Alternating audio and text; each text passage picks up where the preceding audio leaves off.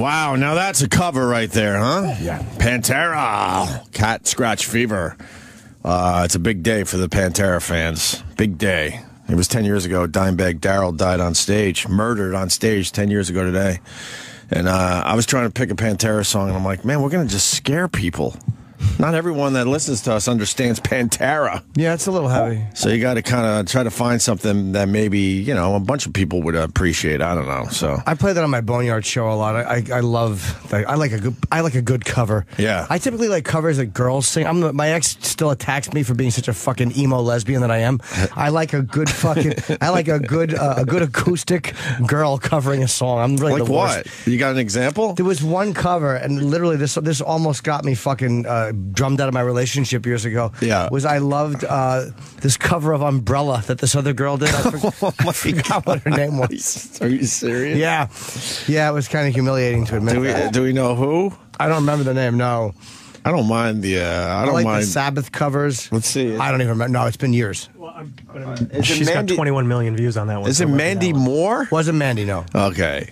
No. Do you know anyone that covered Umbrella? This was 7 years ago. Yeah. I mean, it might be this one. Which one? This one, just because it's a girl with an acoustic guitar and it's got 21 million views. It was Maria Digby. Is that the person's name? What? Yeah, it is. That's her. Well, let me hear I this. think you just It was a fake name. No, I think you said it was someone else. No, I just said it was a girl. Oh, I think you said Mandy Moore. No, Oh, you were joking? Okay. I wasn't joking. No, she because did that's it the as next one well. down. Click the thing. She only got 6 million. This is not the video, though. This is 22 million views she got for Yeah, but this. this is not. Marie Digby, though. Yeah, but this is not the one. I'm telling you. No, this is not it because she's sitting in front of a couch. We went from Pantera to this? Yeah, we have to play it. I'm just saying what a fruit I am. I think everybody knows that. Was this the version, though? No. Oh, okay. No. No, this is gay. This is gay. I like a much better version. I had better acoustic quality. I'm trying to talk over it. This reminds me of our friendships in the studio. Right. If she was ugly, she would have half those views. You know that, right? Okay. Yeah, she's quite pretty. As she sings that she should open her giant pussy flaps. Cool it up, Jim. I just wanted to toughen that version up a little. I guess I don't mind the original. Yeah, I like the original. Like I said, I'm a faggot for a pop song from time to time. Yeah. Those damn things could be catchy, right? Yeah, like a toe tapper's nice. But Pantera, there you go. 10 years ago, shot. 10 years ago. On stage by a fan, right? Yeah, the guy was an obsessed. I think he blamed Dimebag for the breakup or for them not getting back because he was in Damage Plan at the time. Okay. And that was a good band. A really good band, yeah. He was doing well with that. And they were, in this, I forget the guy's name. I think he was an I want to say he was an ex-Marine. It was in Ohio. And I don't have any of the stuff in front of me. Right. But a real piece of shit. Just a real, of course, we all know he's mentally ill. Of course. Make it about yourself, Yeah, right? and he shot him. And I think he was killed by security. I don't know if cops killed him or not, but he was killed on the scene. It's a big day in music as far as that shit goes. Oh, yeah. Today's the Lennon Day, too. Yeah, the worst insult ever? Yeah, Paul McCartney, he hasn't spoke up about this much over the years, but basically he's calling him a jerk. That's all he could say? That he's a jerk for what he did? What's the exact quote? The jerk of all jerks. The jerk of all jerks. Do you have the video of that? He was in Jonathan Ross, and that's a huge show in England. And he's actually a really good talk show host. I've gone on and watched interviews he's done. Yeah. He's really good. Paul McCartney has called John Lennon's killer, Mark Chapman, the jerk of all jerks. Speaking on a British television show, we're finding that now. The former Beatle also said he felt very lucky to have repaired the rift between him and Lennon before Lennon was gunned down outside the New York apartment 34 years ago today. Speaking on the Jonathan Ross show, McCartney said, Chapman, the phrase kept coming into my head, the jerk of all jerks. It was just like, this is just a jerk. This is not even a a guy, I guess it should say. Okay, hold on. This is just a jerk. This is not even a guy, it should say. Okay, politically motivated. It's just some total random thing. But to call someone a jerk, is that the best you can do? He gunned down Lennon? Yeah, your writing partner. Yeah. And you guys fucking wrote a few tunes, a few ditties. This guy's not A-okay with me. Right. Easy, Paul. He's a jerk. Language restrictions. He's a jerk. Yeah. This guy's not the cat's meow. Easy, Paul. Do we have the clip? Let's hear the clip. So sad that, I wasn't going to see him again and we weren't going to hang up. And, for me, the biggest thing was that the guy who took his life, the phrase kept coming in my head, jerk of all jerks. It was just like, this is just a jerk. This is not even a guy politically motivated. It's just some total random thing. I go, hey, Pop. Just to damage the broken person. Yeah. So, yeah. Oh, God. Paul Terrible. McCartney. First of all, you learned how to say all these amazing things in love songs, right. and you're Right. such a beautiful creator with the language, and that's the best you can come up with. Just call him a jerk. Oh my God, this guy wrote Yesterday. Right, and that's all you could come up with for John Lennon. Yeah, Let It Be. John Lennon's killer. The jerk of all jerks. Oh, he's the jerk. He's a bit of an asshat. Yeah, Terrible. It really isn't What a good. terrible insult. How about the guy's human garbage? Or, you know what I mean? He's scum. It's just something that has some fucking bite to it. Yeah, exactly. Yeah, Jerk. I don't think jerk does it. Unless maybe in their country it's... No? Probably not. Even in England... even in England, it's not that powerful. It's just soft. You sound kind of wimpy when you say, you're a jerk. Kind of wimpy, yeah. Let's say hi to Eric in Ohio. Eric. Let's go, Eric. No? Hey, what's up, Bob? Hey, man. Hey, I was on my way to that show at the El Rosa Villa. My buddy was getting off work late, and we were running late to the show, and we missed it probably maybe by 10, 15 minutes, man. It was absolutely insanity that night. Dimebag Darrell. So you were almost there. Almost there, man. We was almost there. I'm not a big fan of the almost there stories. Yeah. I know, bud. Everyone has the I was almost there story. Yeah. I was almost a blowjob, sir. Thank God. Get it? Yeah, you're right. It was just like I was right there, but it was still one of those days that we still talk about it all the time around here. Sure. I would imagine you would. All right. Thank you, Eric. I appreciate it. Sorry, guys. Allegedly. So that's Yeah, two. allegedly. It's the John Lennon anniversary. Is it okay to call it the anniversary? People have problems with that as well. Sure. All right. I mean, not every anniversary is a good anniversary, right? Yeah, it's not like we're playing thematic fun music for it. Sure. John Lennon 34 years ago today. Dimebag Darrell 10 years ago today. I didn't realize they were on the same fucking day. Yeah, well, and we got a third one. The good old Hell's Angels with the Rolling Stones. 4 people dying, including one stab by a Hell's Angel. That was 40. Altamont? Yeah, that was 45 years ago today. 45 years ago. Wow. But the weird thing is, I wonder if there's something about this time. This time of year is kind of depressing and shitty for people, so I wonder if that's why they snap more. I don't know. That's weird. Two big guys on the same day. And then the Rolling Stones thing as well. That's 3 huge things on one day. Wow. Yeah. How was your weekend? Uneventful. I went to Harrisburg. The gigs were good. Well. I kind of wanted to get some stuff done for this. Try the order of the material, and it was great. We Yeah. didn't do much though. Harrisburg, there's not a shitload to do. Oh, so you're trying to do more stuff. That's good. Oh yeah, I mean the sets. I did 2 of the longest sets I've done. No, I mean you're trying to do stuff besides just comedy. Yeah, I mean, but there's nothing to do there. I mean, there's just not much to do. Right. What do they do up there? I bet you they do like mud racing, Sam. They do nothing. I bet there. mud racing is huge in Harrisburg. A lot of 4x4s. A lot of 4x4s. No, they literally just, I don't know. We stayed in the hotel, we went out to the gym, and that was it. It was really unexciting. I have terrible road stories. I don't do anything. I just kind of go to the Every gym. Monday you should have just an amazing road story, and you just don't because you No. like to just chill out in a hotel room. I slept late. I'll tell you what I didn't do. I didn't get jerked off. I didn't do anything dirty. Well, you texted me, and it sounded like you had sex on stage or something. Oh, yeah, you misread my text, I think.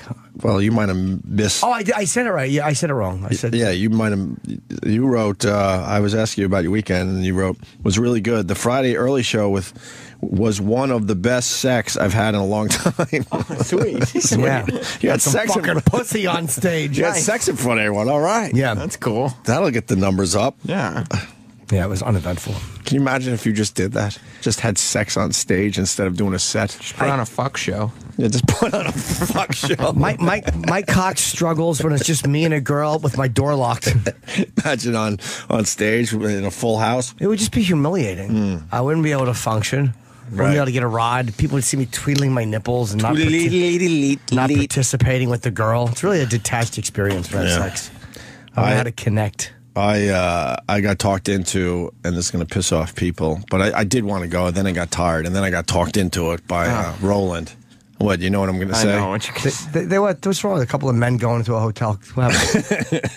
I saw the Foo Fighters at Irving Plaza. You twisted your arm, huh?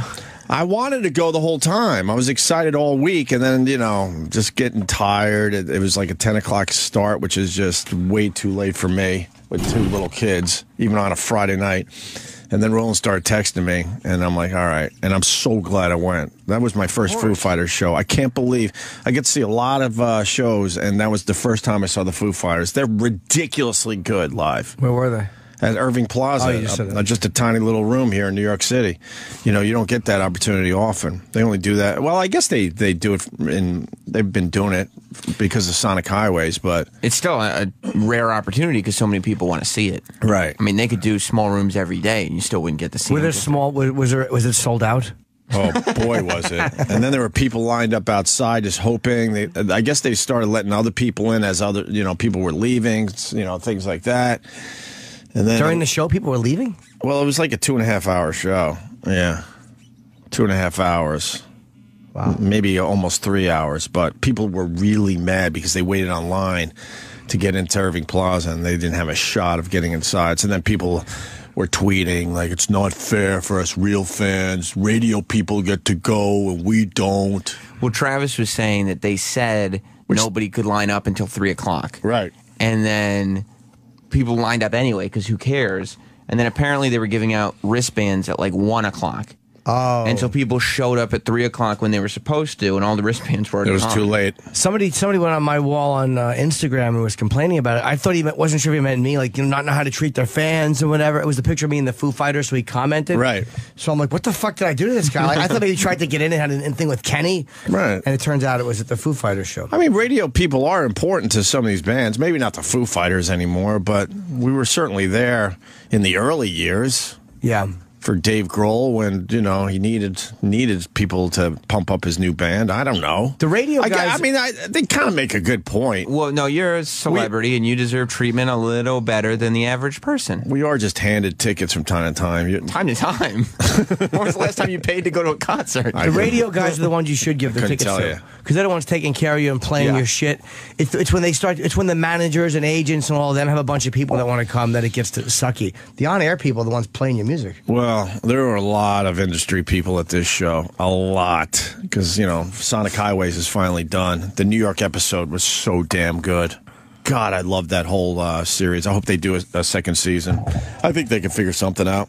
They can't make another album that way. That would be nuts, but... there's just too much there. I would assume HBO's in talks with Dave Grohl to do another one, right? You have another band go around and Grohl still could narrate it. You know what? That's not a bad idea. Yeah, I guess they could do it that way. Or maybe they could just twist it up a little bit and just talk about great live venues, and then maybe that's why they're in these cities. I don't know. Or they do a cover of one of those. They do something where they do a cover of one of those. Maybe they could put out an album of covers or something kind of cool like that. There's no way HBO is going to allow that series to just die after one season. There's no way. I bet you they're in a boardroom or just trying to figure out how they keep that show going. I want to do something similar to Sonic Highways, but not for music, because I'm not a musician, but for pop locking.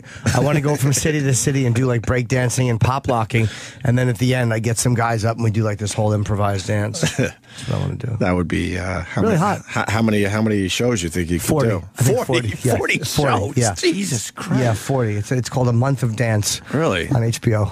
But Dave Grohl, he said it took him a year to put this whole show together. So how long is it going to take to film 40 shows? It's a quick turnaround. We shoot and air the same night. What, really? Yeah, very busy. Very crazy schedule. You better have a great editor. Absolutely. Yeah, shoot Someone's going to pull their hair out trying to edit that shit so it'll quickly. be great. I'm very good. Yeah, it probably will be so good that there's not going to be a lot that's going to hit the cutting room floor. 1 hour shoot, a month of dance. HBO. It's a 1 hour show. That's right. We'll shoot for an hour. I do like the Tonight Show used to shoot in real time. Like you would shoot for exactly 60 minutes. They break for commercial. Like that's the way you shoot something. Right. Just do it. Fuck editing if you can help it. Just do it for as long as you need it, and then you're done. Live to tape. I got an observation because I don't go out on Friday nights too often.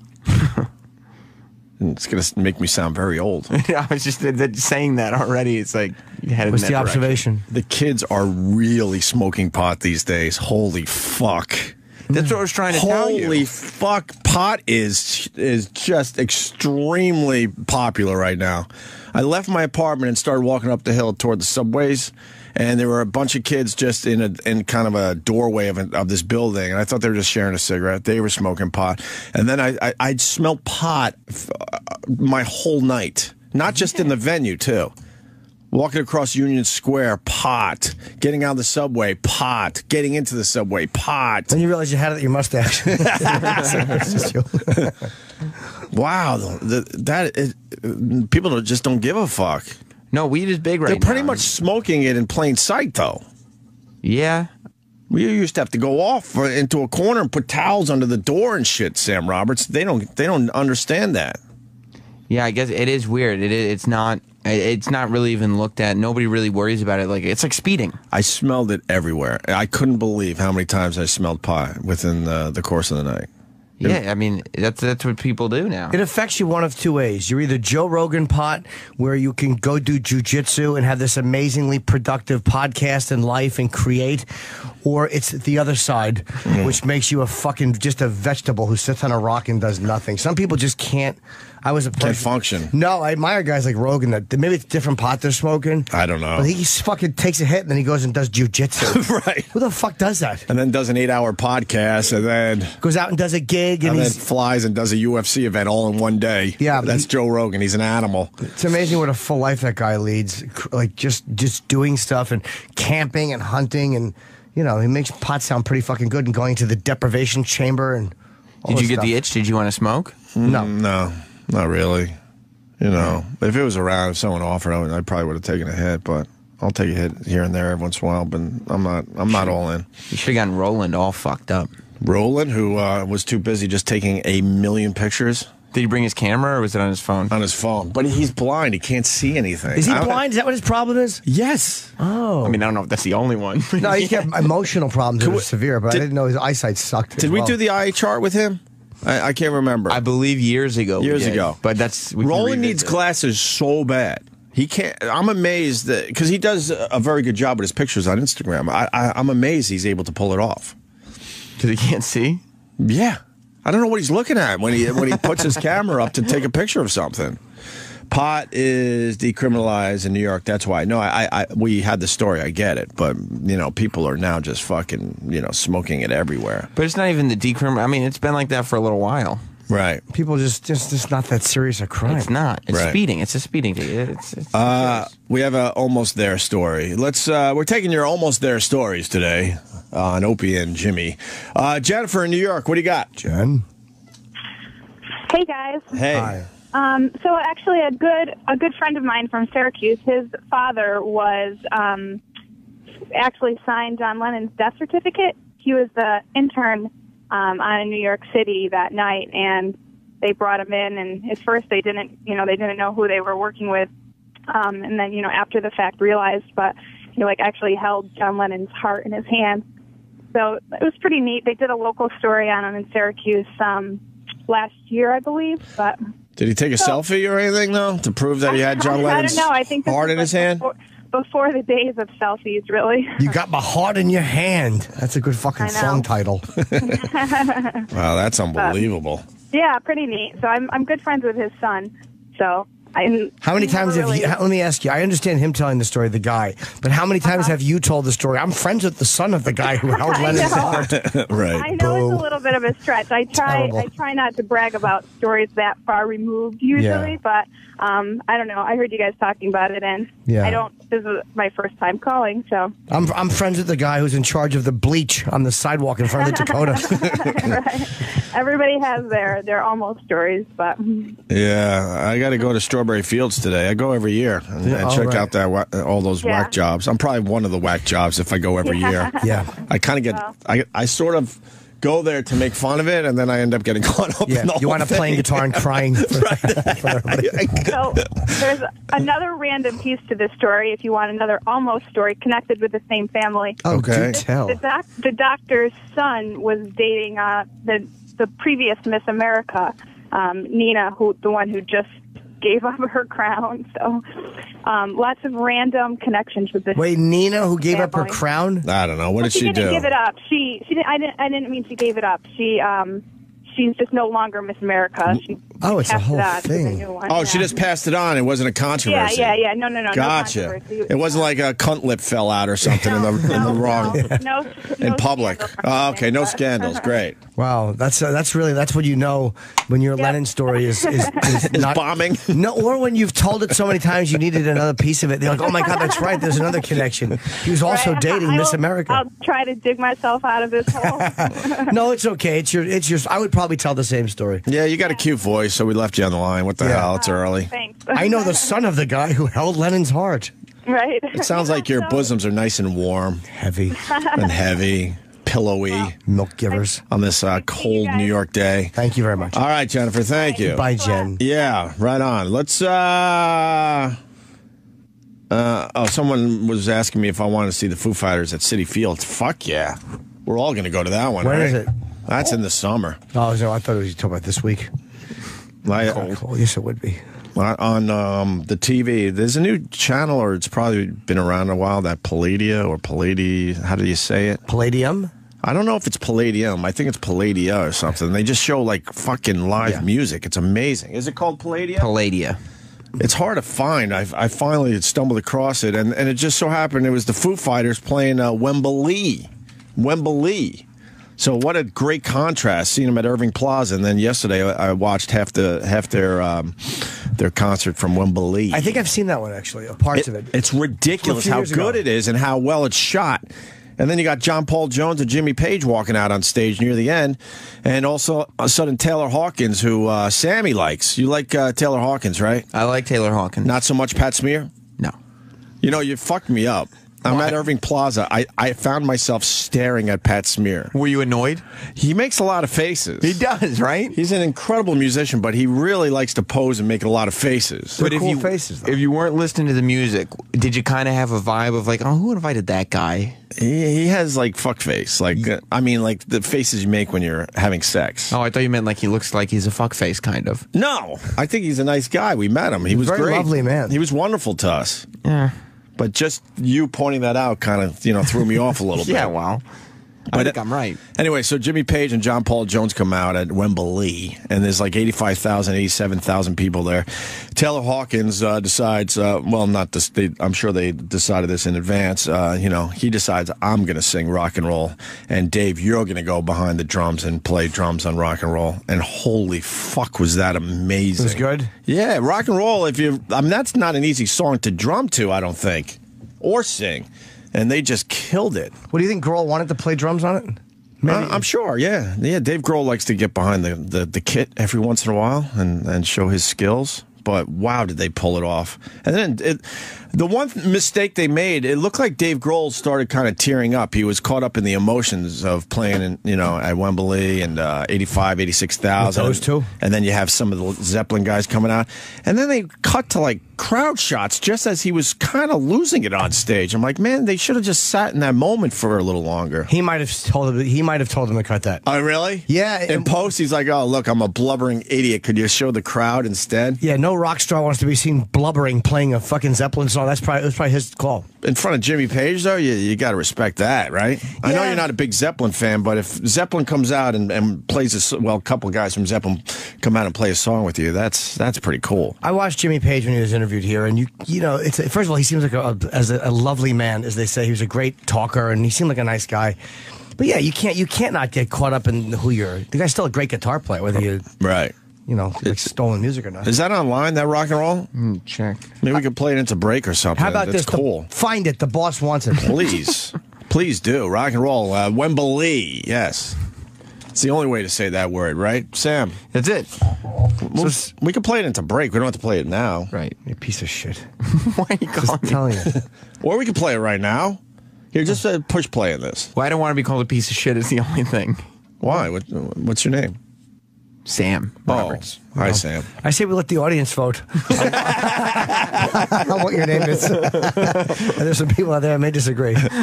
Mikey in Boston has something on Dave Grohl and the Foo Fighters. Go ahead, Mikey. Oh, no. Blackmail. Hey, good morning, guys.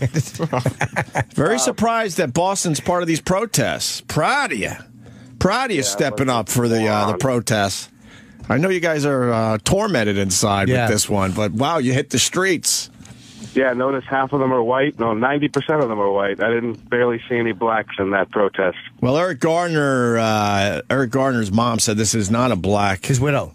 Oh, widow, sorry. Yeah. It's not a racial issue. It's not a black and white issue. She said that he was killed wrongly, but she didn't think it was race. And we have a shitty mayor in New York City. I'll tell you why he's a shitty mayor. As the mayor of New York City, you can't throw your whole police force under the bus like that. Yeah. And there's a lot of stories about this going around today, man. What was the one quote? Hold on, Mike. Sorry. This is not the one about him telling his son to be careful. Oh yeah, no. He said that he gave a speech to Dante that you got to watch out for cops in New York City. By the way, which ones? The ones that are guarding him and his family all the time? Exactly. Are those the cops you got to watch out for? The ones that walk around you and your wife and your kids? How about you get rid of them? I would love to know how those guys feel that, because they have to protect de Blasio every day. After Mayor de Blasio said this, it's different for a white child. That's just the reality in this country. And he had to warn Dante to watch out for the cops.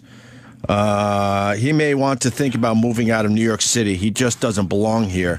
Ed Mullins, Union Big, says. And then he also said, "You're a moron" to the mayor. So this is going to get fucking ugly. You just can't do that as the mayor.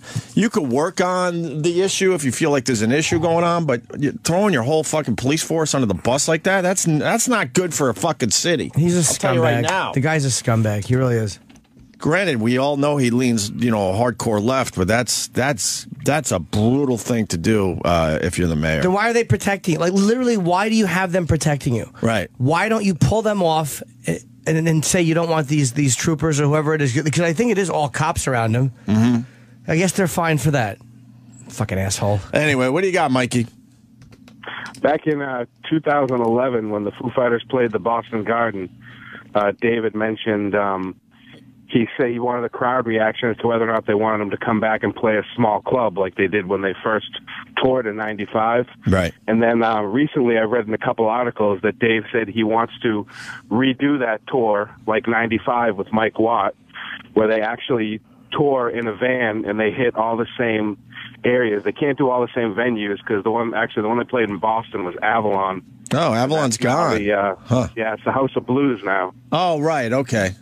Yeah, and I don't know if you know In this. Harvard. It was back in '95. They toured with a guy named Mike Watt, and the Foo Fighters were the opening band. Mike Watt was the headliner, and the band that opened for the Foo Fighters was a band called Hovercraft, and that was at the time Eddie Vedder's wife's band, and Eddie played drums in that band. Then the Foo Fighters played, and then when Mike Watt came on, it was Mike Watt, Pat Smear, Dave Grohl, and Eddie Vedder.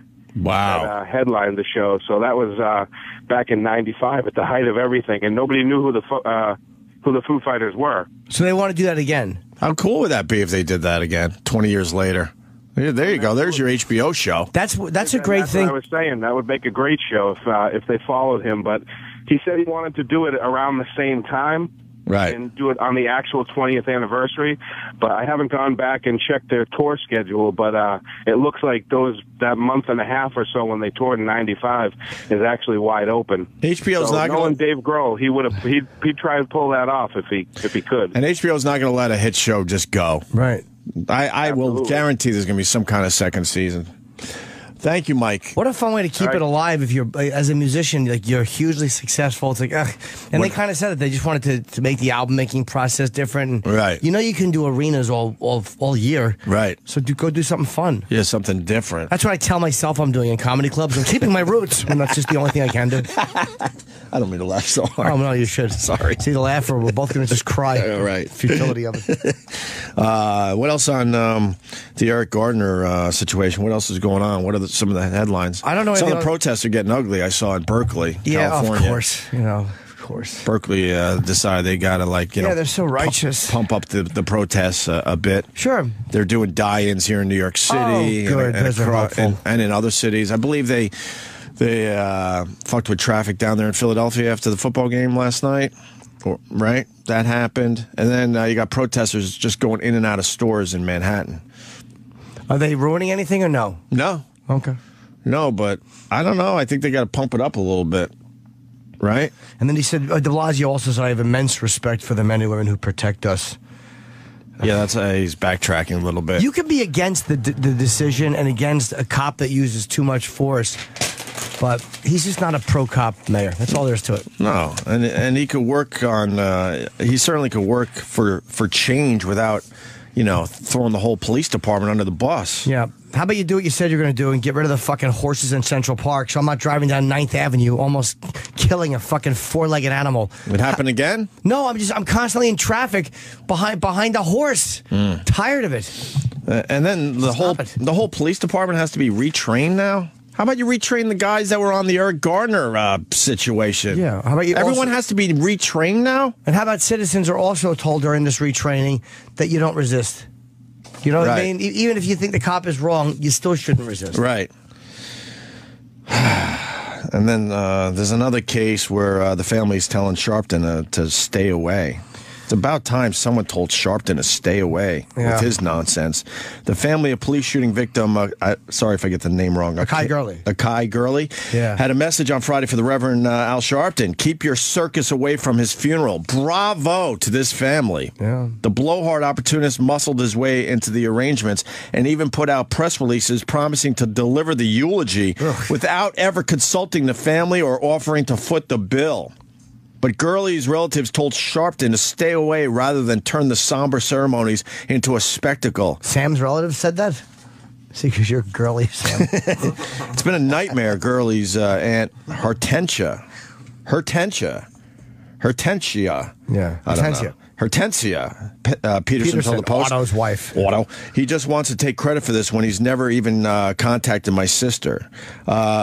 Who made you the spokesperson of our family? We just want to bury our nephew with dignity and respect. Good for this family. Wow, this is what Sharpton does, I guess. He just he swoops in without even talking to the family at times. He assumes that all black people with something like this will want him. Right.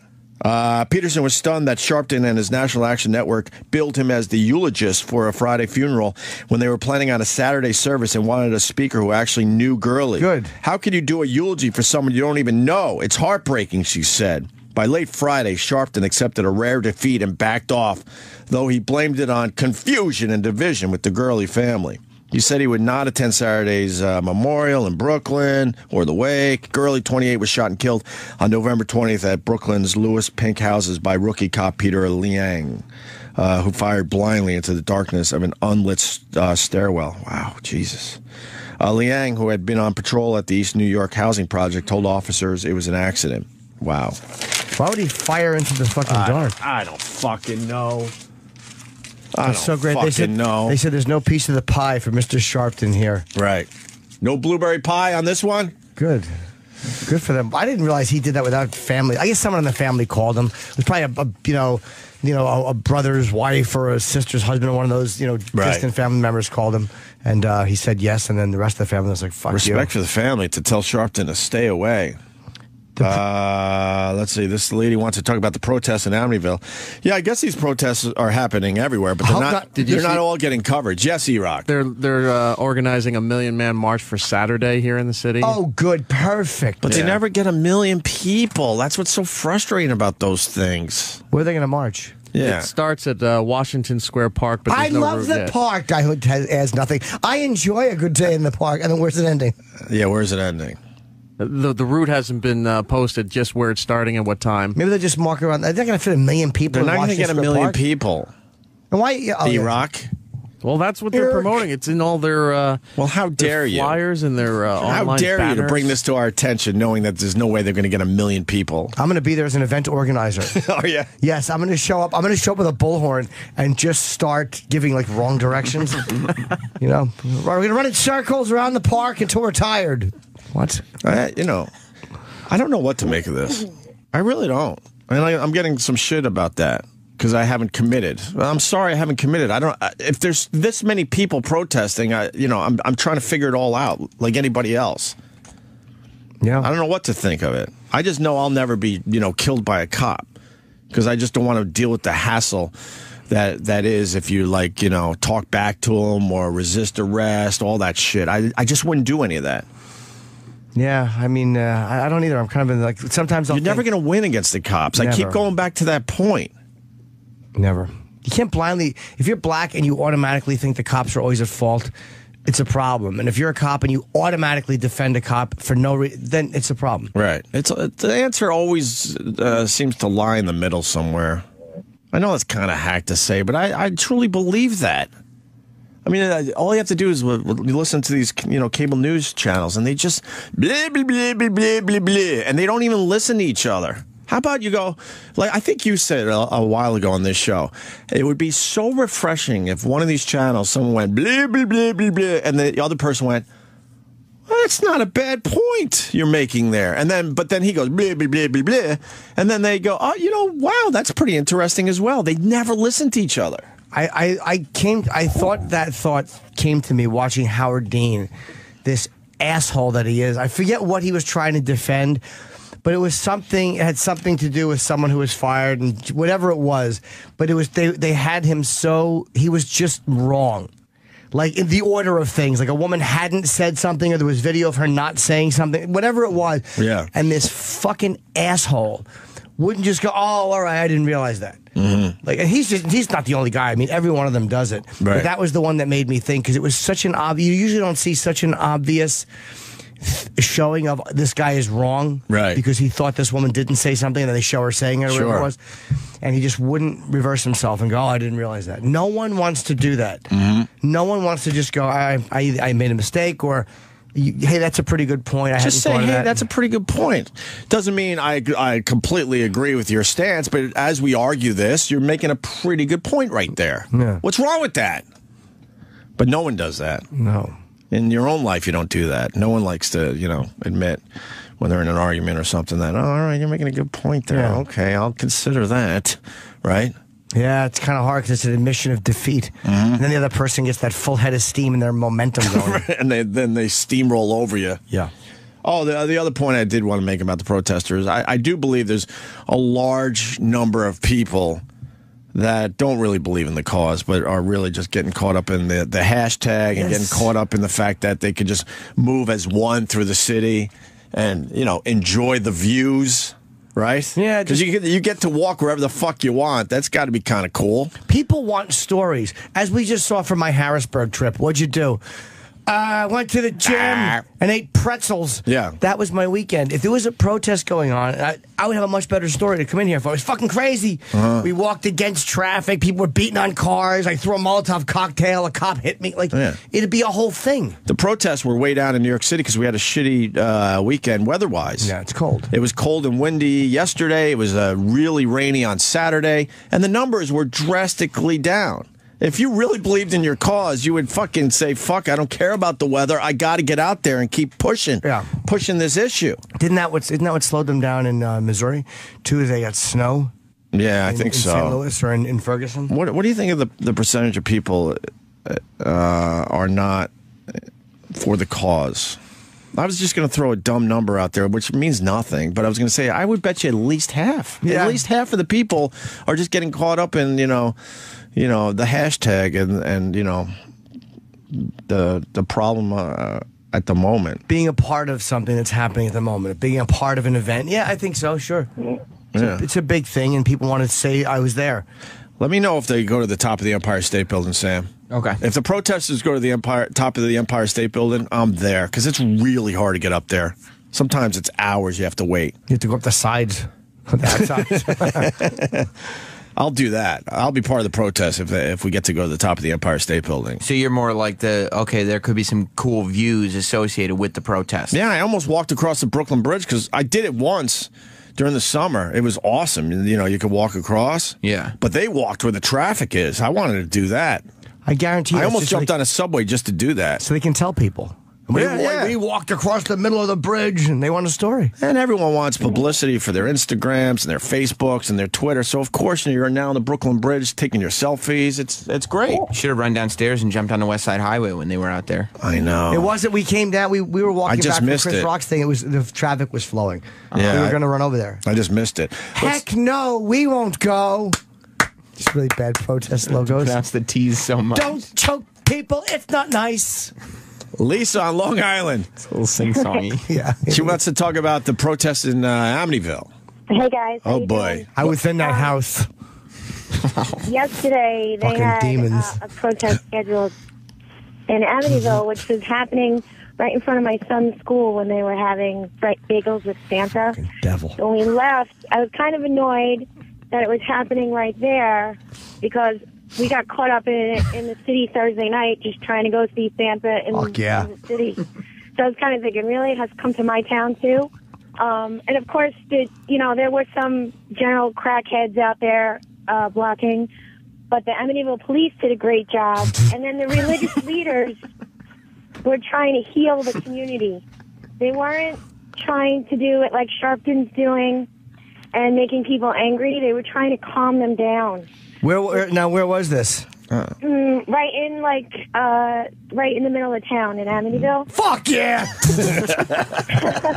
No, see, I live in Amityville too, but I live in South Amityville, and that was happening in North Amityville. Fuck yeah! Nice. The devil was there. It's a very, divided community. Racially, but we come together as a community. Which community? North? In Amityville. Fuck yeah! Yeah. All right, Lisa. But we all we spend a lot of time trying to heal it, and I was at first very angry that it was happening. How about at least the leaders are trying to? How about I got the simple solution? You take a vote. Wherever the fuck you live, you get all your people together, you take a vote. Do you want cops in your neighborhood or not?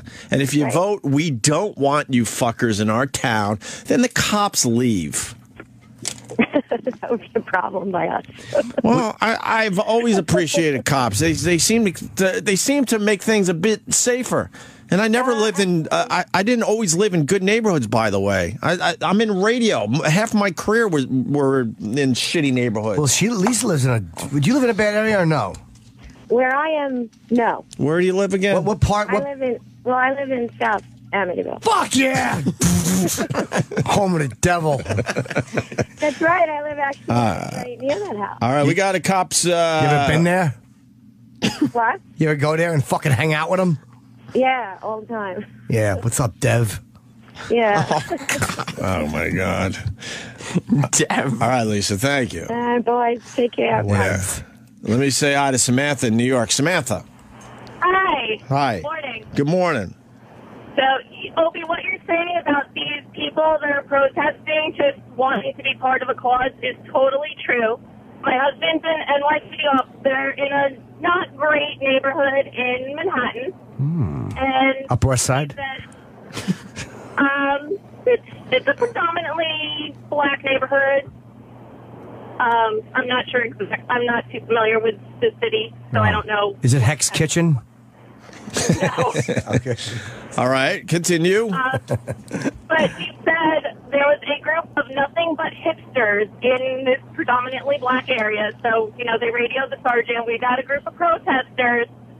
The sergeant says, okay, follow them, I'll get back up. He said they went and stormed a housing project, and within 3 minutes, they were all being chased out and dispersed. Like, even the blacks don't want these people in their neighborhood. Well, there's definitely fake protesters involved with this. There's no doubt in my mind. I mean, if you believed in a cause, rain isn't going to stop you. And the numbers were way down, especially on Saturday. Yep.